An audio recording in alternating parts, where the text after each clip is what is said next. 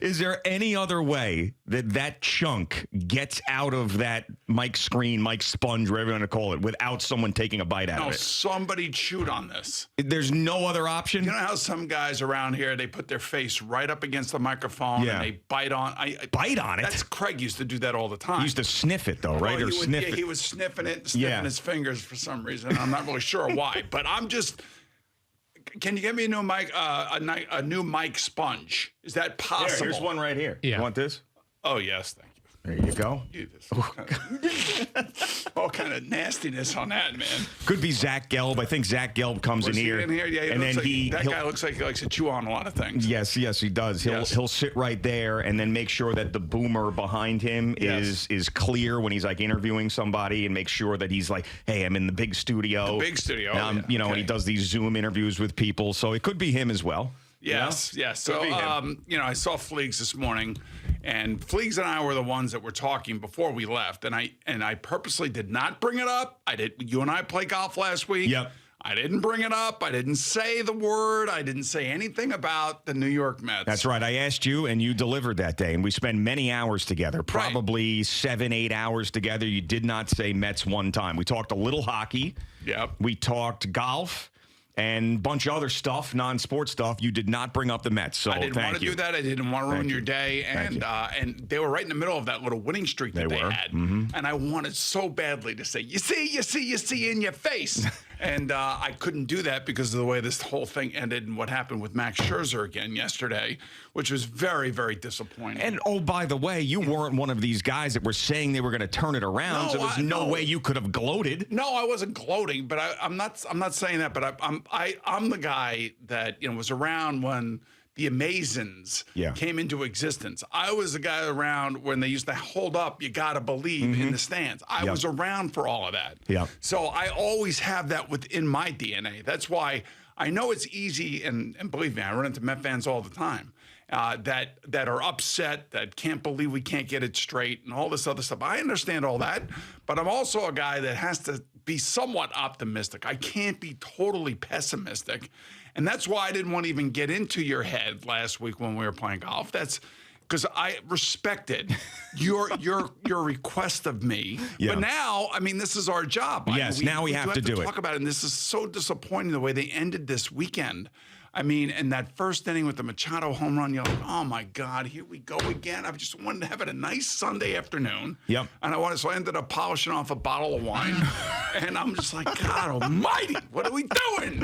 Yeah, and it was a flashback to the last year. And I know that this was, out in San Diego and not at Citi Field, but it was Max Scherzer being terrible, home runs being hit off of him, and also Joe Musgrove shutting them down, which is all those memories that we had in the playoff series last year. So if you weren't over that, like I have not gotten over that, and that terrible taste in our mouths, the way that they left us, well, they gave you a little bit of a repeat of it yesterday. So, yeah, the amazing thing is, is Max, he's made 15 starts, so he's on pace for, probably 28, 29 starts, which is good. Mm-hmm. He was 8-2 going into this game yesterday. Well, what does that mean? I don't know what it really means other than, it's a positive. It's a positive number. That, that's, to me, if I'm him, I'm looking at that and going, hell, I've won 8 games that I've pitched. I understand it's not those numbers that really matter much anymore.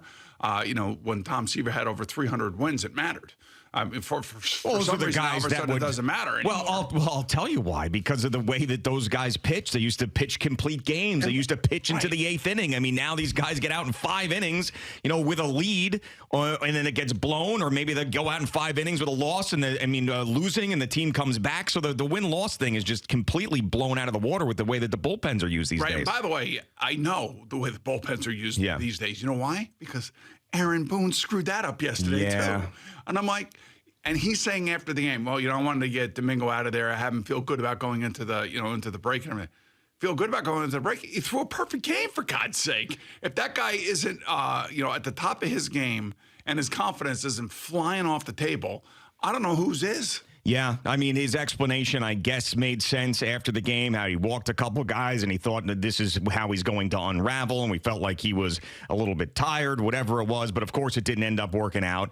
And then the Gleyber-Torres error, which is just, I mean, I don't know if you want to blame that on lack of focus. I know that's something that's been a big point for you and Gleyber-Torres. I don't know if it's that or just flat-out sloppiness, but yeah, I mean, that was a terrible one to end on. Absolutely terrible to blow that game and to have it go the way that it did, have another Aaron Boone decision that's going to be criticized with the bullpen, another Gleyber-Torres moment that's going to be criticized by the fan base, and then what do is fire their hitting coach. Like, that's going to be the thing that changes things. I mean, Aaron Judge isn't healthy, and we know when Aaron Judge isn't healthy, this team is different offensively. So they fire the hitting coach. Brian Cashman does something he hasn't done in 26 years, which is fire a coach during the season. Is that going to make a difference? No. Well, I'll tell you why that makes a difference to me. It makes a difference to me because I think he already has somebody in his mind who he wants to hire and bring in. Now, he said it's going to be outside the organization, so that means he's already identified somebody. And that means he does not like the approach that the team has taken at the plate. That's all that means to me. Because so you say to yourself, what does a hitting coach do for a particular team? Well, he or she, in this case, could sit down with these players and say, this is going to be our approach. This is what we are going to try to do. And, this is without Aaron Judge, obviously, completely inept offense. We know that. But the approach may be the wrong approach that they have been taking for the first half of the season. I think that's the only reason why you would do something is to try to get a fresh set of eyes, somebody who has a different hitting approach within a game, and you try to get the most out of your players in that regard. That's the only reason why you do something like this, because you don't like the way the players are approaching their at-bats. I'm going to do a little thought experiment with you right now. All right, bring it on. A little thought experiment. Who's the best pitcher you've ever seen in your life? Tom Seaver. Okay, who's the best hitter you've ever seen in your life? Barry Bonds. Okay, who are their hitting coaches and pitching coaches? Hell if I know. Exactly. These guys don't matter. Who's the best hitting coach of all time? Tell me who the best hitting coach is of all. Does anybody have that answer? The guy that used to be on the Yankees, Kevin Long. I don't know. Kevin Long is the answer? I have no idea. The point is that none of these guys matter. Yes, none of them. All right, so they do matter. So let's not act like a crazed fan. Come on. It's just silly. It's delivery. Silly. You got to work with guys. You got to, that's why when guys do get on hot streaks, what do they say? Me and the hitting coach have been working hard at this. We've been working at the fundamentals. I've been trying to get myself right. I've never heard me and the hitting coach worked hard on this. Yes, come on. The Mets made fun. They made fun of a fake hitting coach last year. What was that guy? The Nuts Stevenson or something was the name of that guy? Nuts Stevenson did not at all help them last year, obviously, at the end of the season. Oh, Donnie Stevenson. That's right. Nuts Stevenson. I like Nuts Stevenson better. I don't know why that was in my head. But yeah, I don't know. I think this is one of those things where Yankee fans are calling for a lot of stuff. They've called for Brian Cashman. They've called for Aaron Boone. They've called for DFAing Josh Donaldson. All these things. And then Brian Cashman was like, all right, sacrificial lamb. Here's something going into the break to make it seem like we care. All right, so let me explain this to you. And I know you did play baseball. Well, you kept the book. No, that was my senior year. I kept the book. You kept the book because of injuries. Yes, two multiple injuries. Yes, and I played for a former major leaguer, by the way. I know you did. And Neil Heaton was my coach, so I've got some experience with some professional athletes. I understand that, but it's been a long time now. It's been over 20 years. Yes, it has been. That you've actually participated in a real live baseball game. Yes, that is true. And so here's my point. My point is that these hitting coaches, these fielding coaches, these first and third base coaches, they all play a role in the success of the team. And if the team is really successful, then maybe you don't know who they are just simply because they're going about their business and the players are living up to their expectations. And when you have guys like Josh Donaldson who have like 14 hits and 10 of those are home runs, I mean, there's something wrong. And I'm not saying that he just in particular, I'm just everybody. And there is an approach that every batter takes, and they do go over their at-bats with their coach. They look at videotape, and they try to figure out what they're doing wrong or what at one point in time in their career they were doing right to get the best out of that All right, player. so it is a very important relationship. I'll give you another one. I know it's just a very important relationship. Okay, like I would have with the quarterback coach, like I would have with an offensive coordinator. That brings me to this, like though. I Watch. would have with a head coach. All right, so this is or all a right. manager. Good quarterback coach. What happens to him? He usually gets hired either as an offensive coordinator or a head coach. All right, and then if he does really well as an offensive coordinator, then what happens? Well, then he gets the head job, like my buddy Frank Reich. Okay, so what happens when a hitting coach is really good? Yeah, he ends up getting fired a couple years later because then the team stinks.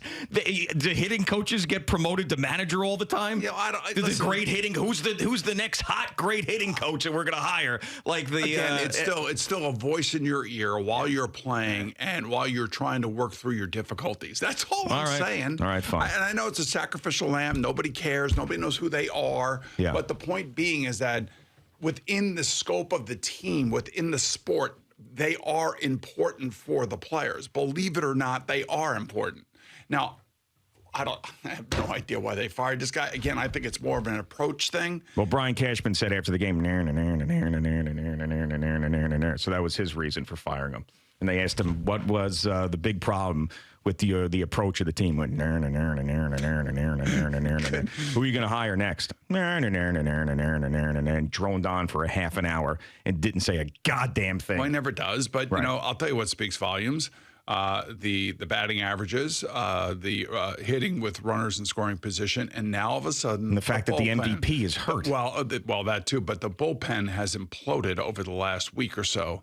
And yesterday, there was no reason to take Domingo Germán out of the game, especially with the fact that it is the All-Star break. He hasn't been able to figure him out. Yeah, but there's been three different times he's pulled him early.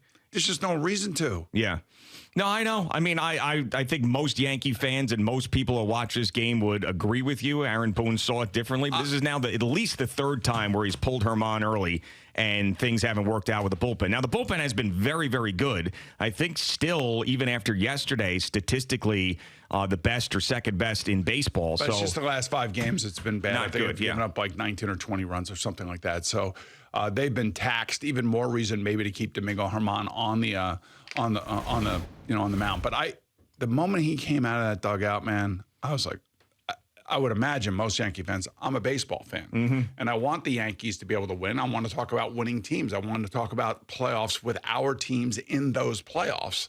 And I just was like, I was like every Yankee fan going, what the hell is he doing? Well, why is he yanking this guy? Right, because you've also seen it before, too, where he is, whatever reason, he's just doesn't like Domingo Germán getting up there at the pitch count. He's looking. Pitch count, there's no pitch count issue yesterday. I know, but I'm saying he just gets nervous with him for whatever reason. He gets nervous. He walks a couple guys, and he thought that he was tired. I don't know. I can't. I'm trying to play devil's advocate with Aaron Boone. It's tough to. It's tough to with this one. And look, as an ex-quarterback, I hate Monday morning quarterbacking, and I know that's what I'm doing right now. Well, no, you said it was a first guess. But I'm just saying, well, you wouldn't know that because you weren't sitting with me watching the game. You're telling me you don't lie. Yeah, there's no reason for me to lie about this, but I'm just saying, like, I'm with you out there, Yankee fans. I'm with you.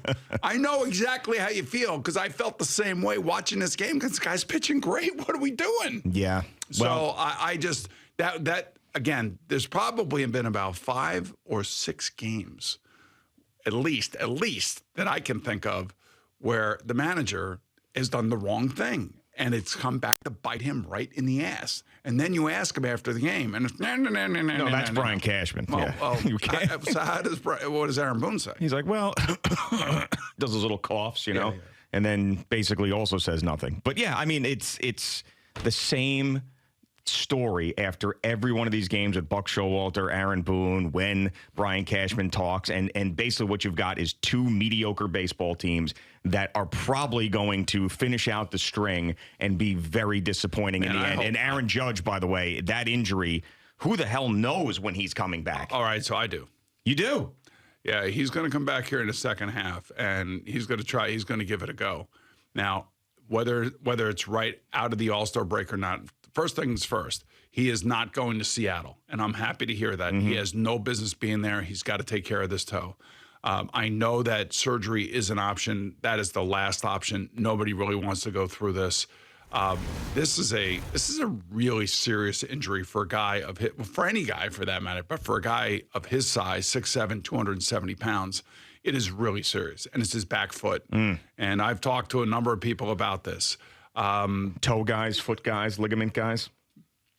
Yeah, really, the head toe. You went to the head toe guy. Listen. You know who I talk to. Yeah, I know. And I have information about maybe not his specific injury because the people that I talk to don't actually work on Aaron Judge, but they can only go by what has been talked about publicly. Yeah. And this is an extremely serious injury where he may never be the same again. Wow. Remember when come on. You remember when Derek Jeter broke his ankle? Yeah. Never the same after that. Never, ever. And how old was he though, compared to where Judge is now? But Judge is a big man. He is a big man. I've had to deal with turf toe. Yeah. In my career, there is nothing worse. You know, it's funny. It is like between that and plantar fasciitis, it just absolutely screws you up. And here's the thing. It's going to be bothering him. He knows it's going to be bothering him. He has said that he is not comfortable. And he knows that he's going to have to tolerate pain. And anytime any athlete, but maybe with the exception of Patrick Mahomes, by the way, because he's the only one that could deal with an ankle injury the way he dealt with the ankle injury through the playoffs this year in the Super Bowl, that, this thing is significant, man. And he is just not going to be the same player because that foot is going to be in the back of his mind all the time. That toe is going to be in the back of his mind all the time. And I hate to say it. What about surgery in the offseason, though? Surgery is not a panacea in this regard, because you're telling me this is an injury that will not heal? Just because you reattach a ligament doesn't mean it's going to be stronger than it's not like Tommy John surgery because it is the toe. And this is a big deal, man. This is a big deal. He is a big guy. He pushes himself to the limit every game. This is why he makes these great catches in right field. This is why he hits these home runs. This is why he's always hustling, busting his ass. It's not like he's a 5'10", 165-pound guy. Sure. He's not Anthony Volpe. No. I mean, this is 6'7". This is like a tight end. This is Rob Gronkowski playing right field. And I don't know what size shoe he has. I bet you he's probably like a 16 or 17 foot, I would imagine. So you can imagine how painful this particular injury is. And I hate to even be the bearer of bad news, but he may have off-season surgery, but I do believe that he will try to come back this year. They'll probably put some cortisone in there, try to keep the swelling down, and then he'll just have to manage the pain. But as a former athlete who has played hurt, you're just not the same person. Thanks so much for watching the video. Please like and subscribe. And don't forget to hit the bell so you're notified when we're dropping new content.